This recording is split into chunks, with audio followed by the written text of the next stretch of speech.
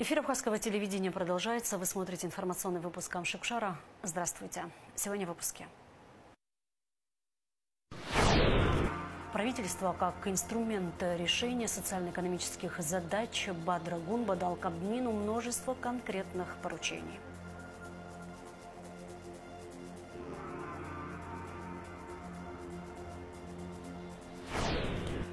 Стартовали ежегодные курсы и семинары для педагогов, предметников и руководителей методических объединений.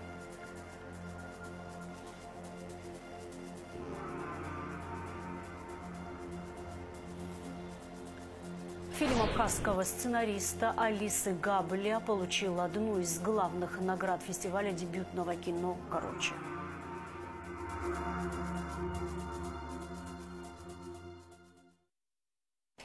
Пора подводить итоги. Бадра Гунба провел совещание с членами правительства, на котором обсудили результаты работы за последние 4 месяца. Министры отчитались о проделанной работе и проинформировали главу государства о намеченных планах. Бадра Гунба дал Кабмину ряд конкретных поручений. Как отметил президент, их реализация позволит перейти к реальным действиям и сделает правительство эффективным инструментом решения социально-экономических задач в интересах каждого гражданина Абхазии. Поручения не касаются вопросов обороны и госбезопасности. Эти темы будут рассмотрены на ближайшем заседании Совбеза. До 10 ноября текущего года члены правительства должны представить предложения по улучшению материально-технического обеспечения деятельности правоохранительных органов. Также дан ряд поручений в сферах экономики, сельского хозяйства, туризма, энергетики, транспорта и социальной политики. В частности, до 1 октября необходимо представить предложение о повышении размеров пенсий, единовременных выплат, доплаты и социальных пособий, подготовить предложение о мерах государственной поддержки детей, оказавшихся в трудной жизненной ситуации и оставшихся без попечения родителей. До 10 ноября необходимо разработать и утвердить межведомственную целевую программу развития демографии на 2026 год и представить проект программы жилища 2026-2028. До 10 ноября Кабмин должен разработать и утвердить ведомственную целевую программу по внедрению информационных технологий в сфере управления государственными финансами. Уважаемый Владимир Валерьевич, уважаемые члены правительства, руководители центральных органов государственного управления, сегодня я пригласил вас на встречу, чтобы мы смогли обсудить текущее состояние дел в нашей общей работе в государственном управлении в целом. Нынешнее правительство сформировано в полном составе около 4 месяцев назад. Уже можно подводить некоторые итоги. Оцениваю работу правительства в целом положительно, как эффективную, особенно в области экономики, инфраструктуры, социальной сферы. Вместе с тем мы должны от рутинной каждодневной работы перейти к решению тех вопросов, которые сегодня стоят перед нашей страной, системным образом.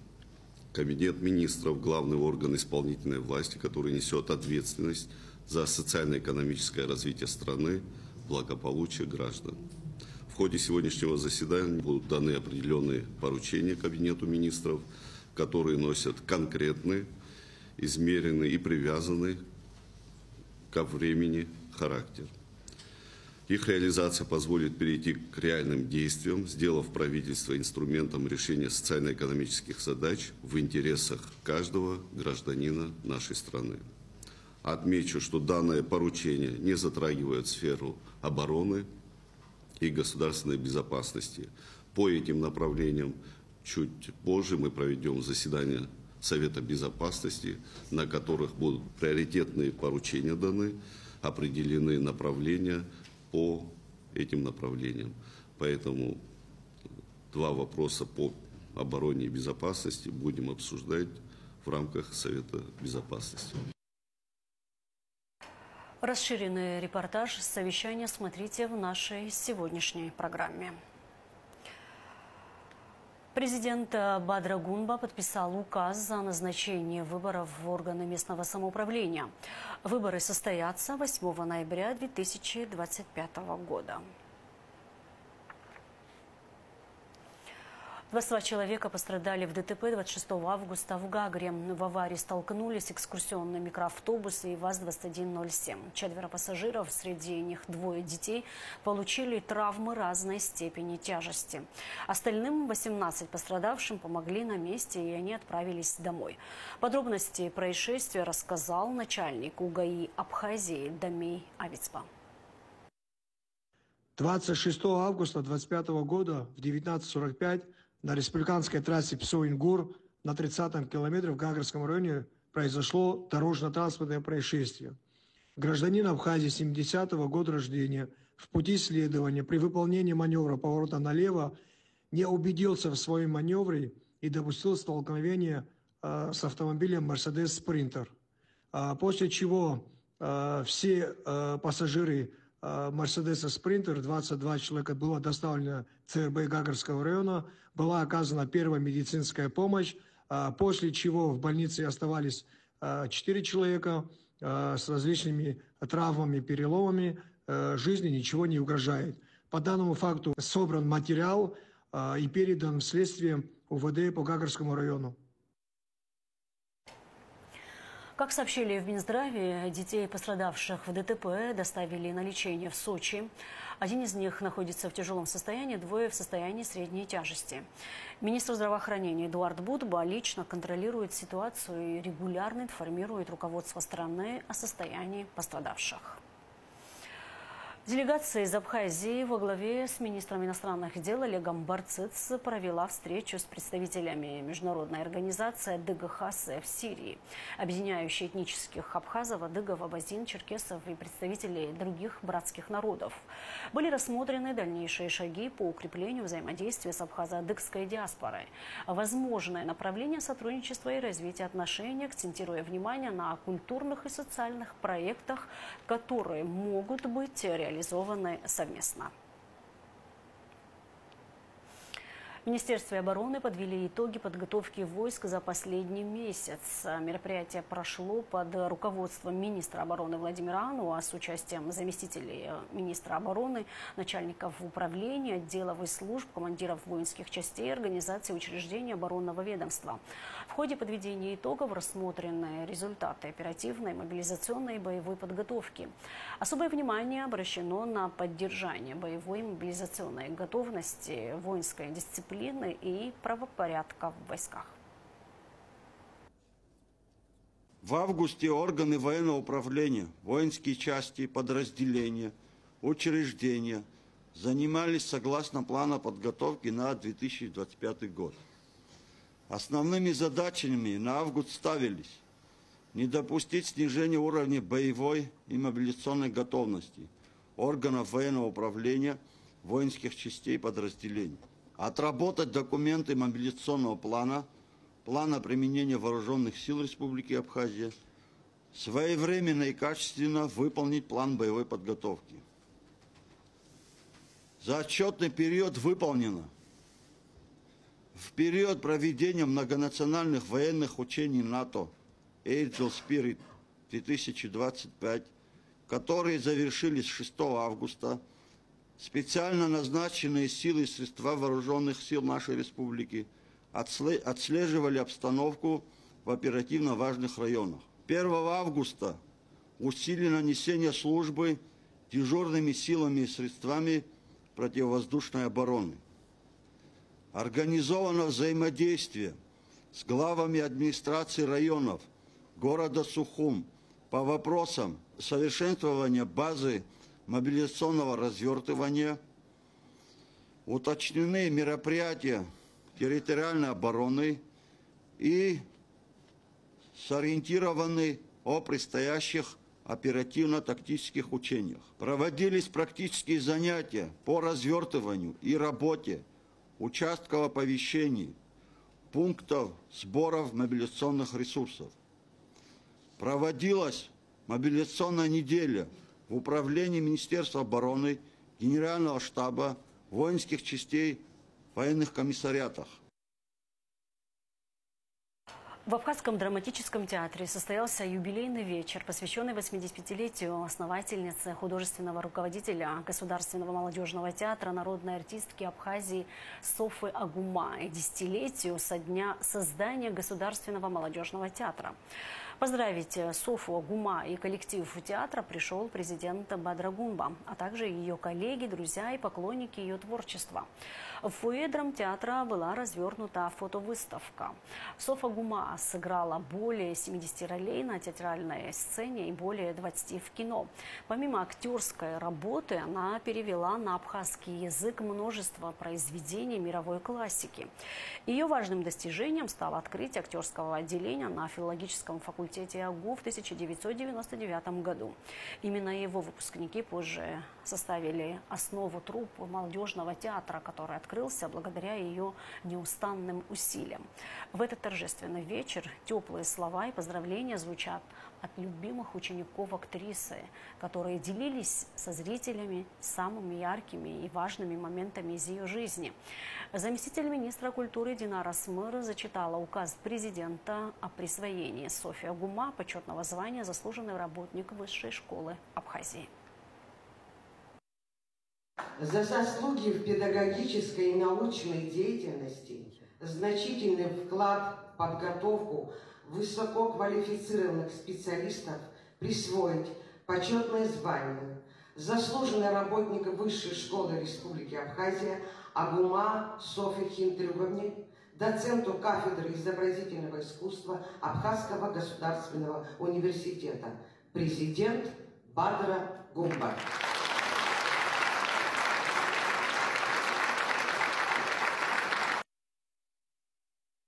Почти 300 заявок на участие в конкурсе «Новые медиа» уже поступило в Абхазии, рассказала в эфире радио «Спутник» основатель российской образовательной программы «Мастерская новых медиа» Юлия Облец. Мы видим, что конкурс уже составляет минимум 5 человек на место и, скорее всего, будет еще больше. Не все вузы могут похвастаться таким уровнем соревнований, отметила она. Облец добавила, что число заявок еще не окончательное, и по разнообразию участников можно ожидать мощную, интересную команду, которая сможет значительно развивать медиасферу республики. Конкурс продлится до 15 сентября. В нем могут участвовать журналисты, блогеры, продюсеры, сценаристы, режиссеры и пресс-секретари всех возрастов. У молодежи Абхазии появилась возможность принять участие в конкурсах Росмолодежи. Ежегодно федеральное агентство выделяет 2 миллиарда рублей на реализацию социально значимых инициатив. Конкурс проходит с 1 августа до 15 сентября. В этот период времени можно подать заявку. Участниками конкурса могут стать физические лица от 14 до 35 лет. Минимальный размер гранта – 5000 рублей, а максимальный – 1 миллион. Проекты могут затрагивать различные сферы – просвещение, экологию, туризм, спорт.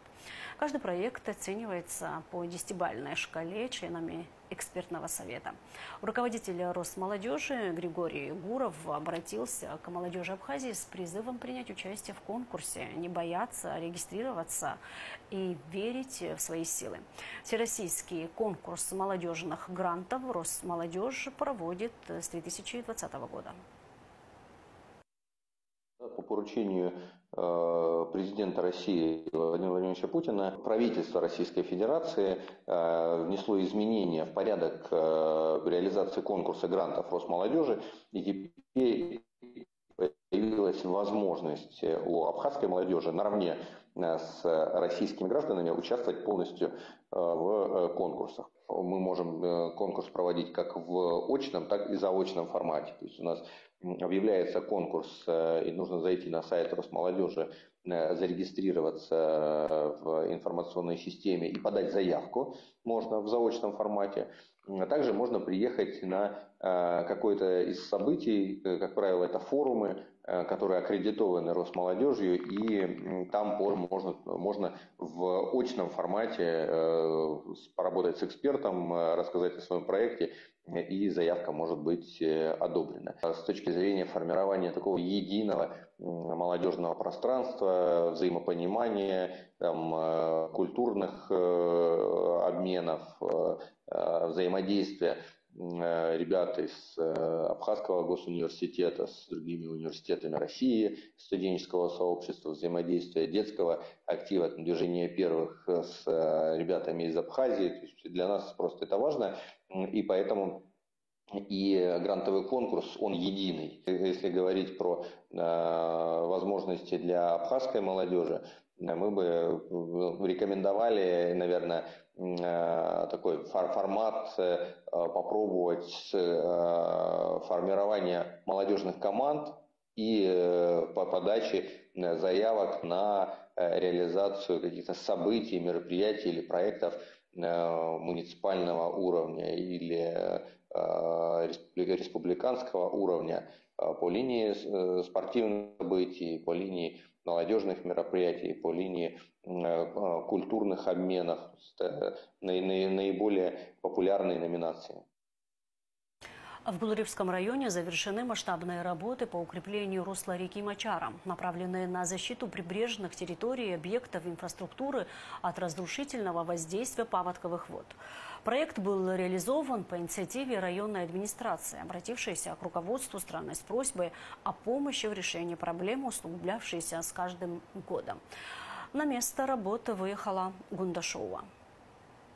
Река Мачара больше не угрожает. Ранее, в период интенсивных осадков, Мачара представляла серьезную угрозу для близлежащих приусадебных участков, регулярно подмывая береговую линию и нанося ощутимый урон сельскохозяйственным угодьям.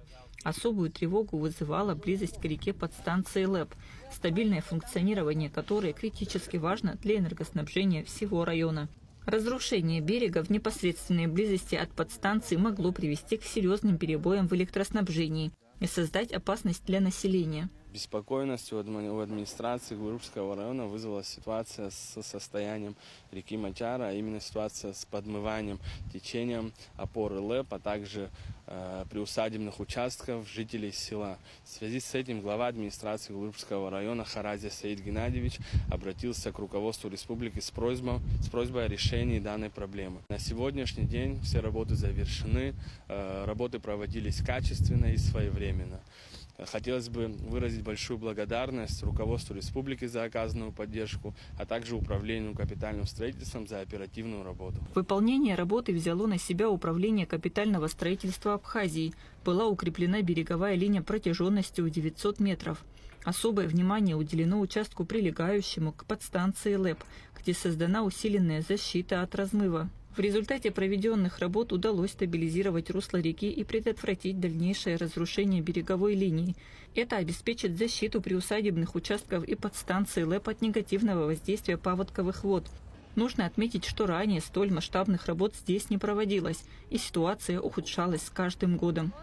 На данном объекте проводились работы по расчистке русла реки и берегоукрепительные работы, а также план мероприятий по защите опоры ЛЭП, так как одна из опор была в непосредственной близости от реки и была сильная вероятность того, что ее могло подмыть.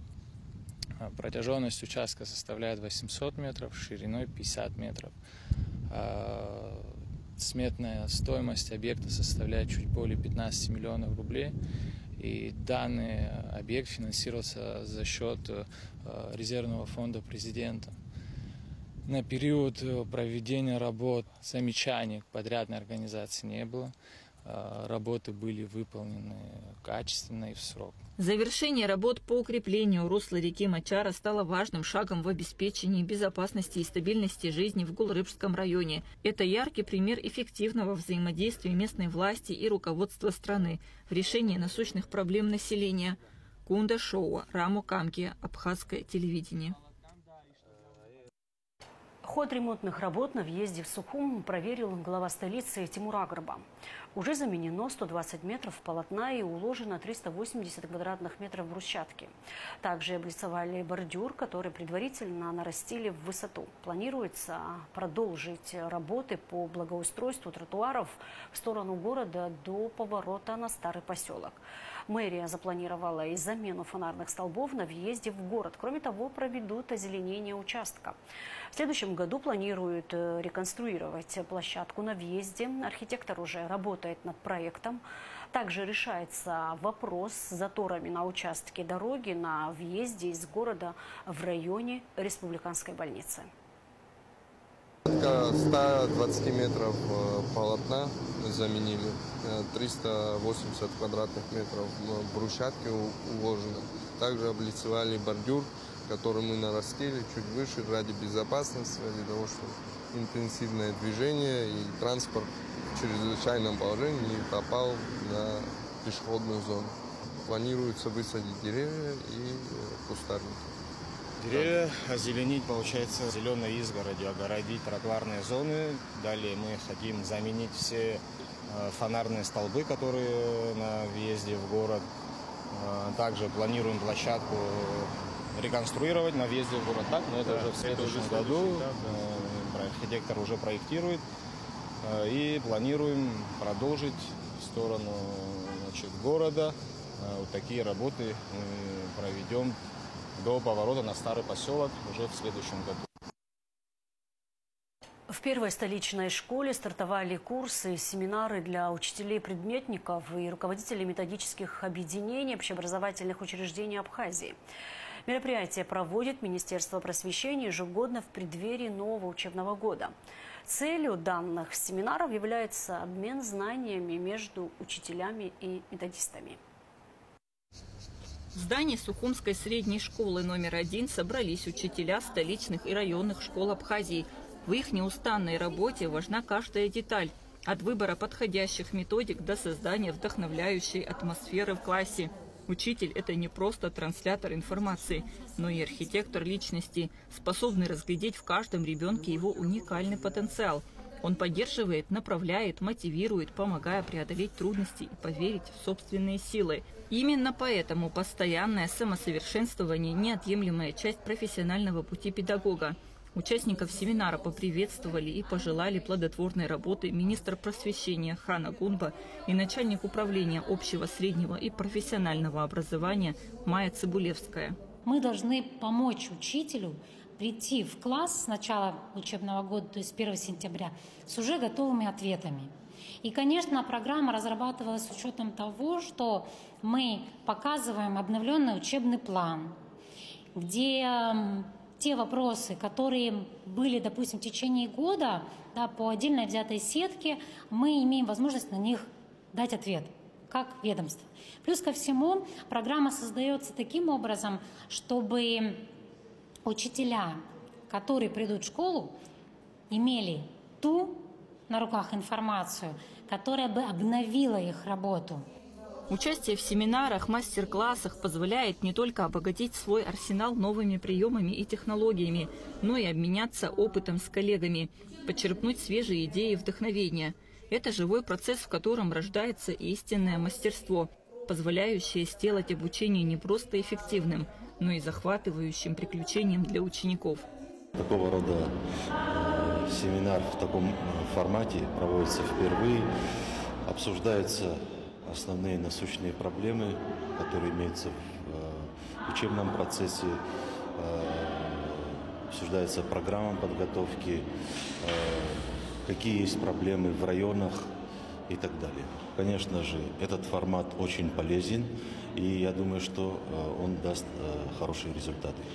Участники семинара обсудили актуальные вопросы педагогики, новые методики обучения, современные образовательные технологии и способы повышения эффективности учебного процесса.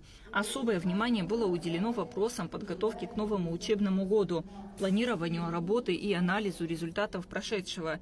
Педагоги поделились своими наработками, представили лучшие практики и обсудили пути решения возникающих проблем. Основываясь на сегодняшнем семинаре, мы работаем в течение всего года. Мы несем заданные темы сегодня на свои совещания и заседания, разрабатываем районные тематические задания и планируем данные мероприятия на весь учебный год. Регулярное проведение подобных семинаров является одним из приоритетных направлений работы Министерства просвещения Абхазии, нацеленным на обеспечение высокого уровня образования в республике и поддержку профессионального роста педагогов. Ведь успех учителя измеряется не только количеством освоенных программ, но и тем, каким человеком становится его ученик. Вырастить поколение любознательных, творческих, ответственных граждан – вот высшая награда для педагога, посвятившего себя благородному делу просвещения. Кунда Шоу, Эльдар Тамиров, Абхазское телевидение. Юные абхазские повара отправляются на учебу в Институт гастрономии Сибирского федерального университета. Финансирование расходов, связанных с перелетом и проживанием в общежитии, взяло на себя Министерство просвещения республики. Прием заявок на бесплатное обучение в институте проходил в начале августа. По результатам экзаменов 7 молодых начинающих специалистов были отобраны для учебы в престижном вузе. Были отобраны 7 человек. Эти 7 человек буквально завтра утром вылетают в Красноярск для обучения. Хочется отметить о том, что обучаться они будут по квоте, которая была выделена по поручению первого заместителя администрации президента Российской Федерации Сергея Владимировича Кириенко. Министерством просвещения Республики Абхазия было оплачено все перелеты и проживание в общежитии, то есть по поручению президента Министерство просвещения взяло на себя. В рамках гастроиндустрии у нас помимо этого еще запланированы мероприятия, которые в ближайшее время начнут реализовываться. Это и поездки, и ознакомительная поездка в Красноярск для ознакомления в самой гастроиндустрии, как оно там работает и как оно внедрено там в регион. И мы надеемся, что то сотрудничество, которое налаживается на сегодняшний день, оно будет развиваться и дальше, и расширяться. Я года 2 тому назад планировала поступить именно в университет по гастрономии, но тогда в Россотрудничестве именно такой заявки не было. Для меня это в первую очередь развитие в своей сфере, улучшить свои навыки. Фильм абхазского сценариста Алисы Габли «Три свадьбы и один побег» получил специальный приз телеканала «Россия», одной из главных наград фестиваля дебютного кино «Короче», проходившего в Калининграде. Уже 11 сентября кинолента выйдет на большие экраны России. О том, как создавался фильм и многие другие интересные факты в материале Аэлиты Арутюнян. Какими 3 словами вы бы описали бы эту картину? Это ярко, это трогательно и это очень по-женски. Мамочка, ты только не переживай.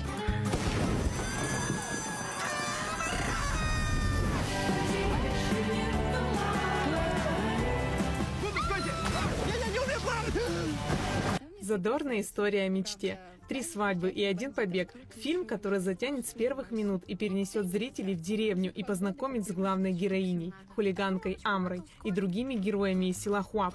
По сюжету Амра хочет стать актрисой. Несмотря на запреты матери, чтобы исполнить свою мечту, ей предстоит либо решиться на побег из дома, либо помочь старшим сестрам выйти замуж.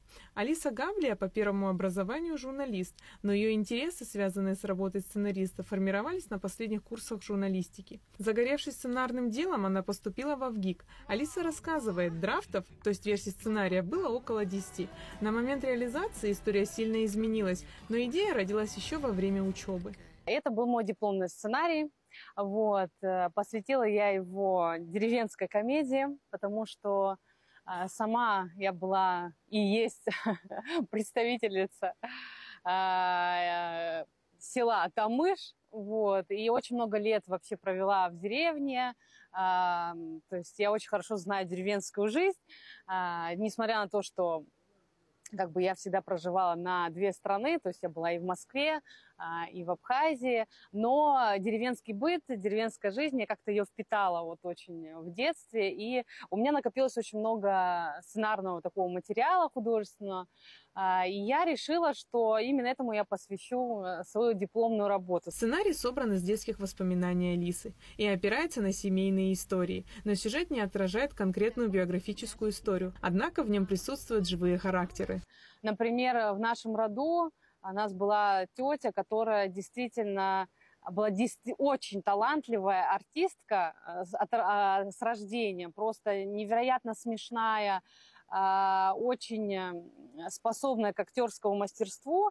И так получилось, что ей запретили поступать на актерский факультет, потому что в ее время, во времена ее молодости, это было очень неприлично. Казалось, что это несет за собой какую-то распущенность и так далее. Это были такие предрассудки.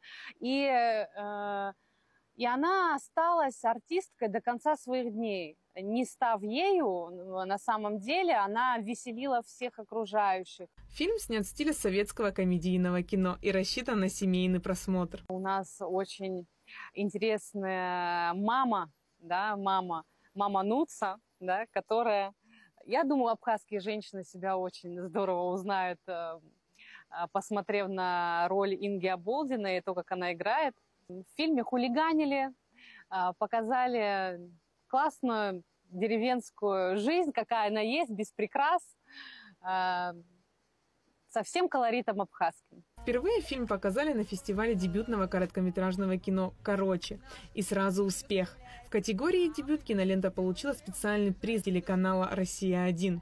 Эмоции от полученного приза непередаваемы. Когда мы услышали, что нас награждают спецпризом от телеканала «Россия», ну, это было для нас, конечно, безумное счастье, потому что это тоже, мы поняли, что это тоже попадание в целевую аудиторию телеканала. Это очень полезный приз на самом деле, потому что телеканал «Россия-1», они помогут нам с продвижением фильма, с прокатом и с рекламной поддержкой. Алиса вспоминает, она была рада, что ее картина понравилась зрителям фестиваля. Аплодисменты, крики «Браво!», где-то плакали, где-то смеялись. В общем, очень разный такой спектр эмоций был у гостей. Ко мне многие подходили, благодарили за фильм. Вся картина полностью снята в Абхазии, в высокогорном селе Хуап.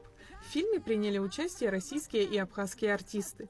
Процесс подготовки к съемкам был долгим. Кастинг, поиск подходящей локации и не только. Искала команда тот самый, по словам Алисы, дом, где сложились бы многие факторы. Горы, лес, речка. Сам дом нашли случайно, и был он в плохом состоянии. Но благодаря большим усилиям команды дом обрел новую жизнь. В одной из поездок, да, когда был скаутинг, просто мои коллеги, режиссер и продюсер, они встретили деревенскую девочку, которая сказала, что очень увлекается, фоткает интересные дома, и показала вот наш прекрасный дом, в котором и произошли эти съемки. И, конечно, все были просто влюблены, невероятной фактуры, во-первых, села Хуап, потрясающего совершенно, удивительными пейзажами, которые там открываются, и вот этой локации самого дома. Премьерный показ комедии «Три свадьбы и один побег» состоится в Москве 9 сентября, а 18 числа фильм можно будет посмотреть в Абхазии. Аэлита Арутюнян, Давид Хашик, Абхазское телевидение. На Сухумском стадионе «Динамо» полным ходом готовится к предстоящему матчу российской медиалиги Апсны и Чертанова. Администрация столицы проводит ремонт стадиона, который включает замену прожекторов, табло, покрытие ворот и сеток, а также обновление кресел для игроков и зрителей. Для комфорта гостей в день игры 30 августа будут перекрыты ряд улиц вокруг стадиона, поэтому водителям стоит заранее продумать объезд. Также на стадионе будет организован фудкорт и развлекательная программа для горожан. А сейчас расскажем о погоде. В выходные и праздничные дни в Абхазии ожидается переменная облачность, без осадков, сохранится жаркая погода. Температура воздуха ночью плюс 18-23, днем плюс 25-30. Температура морской воды плюс 27 градусов.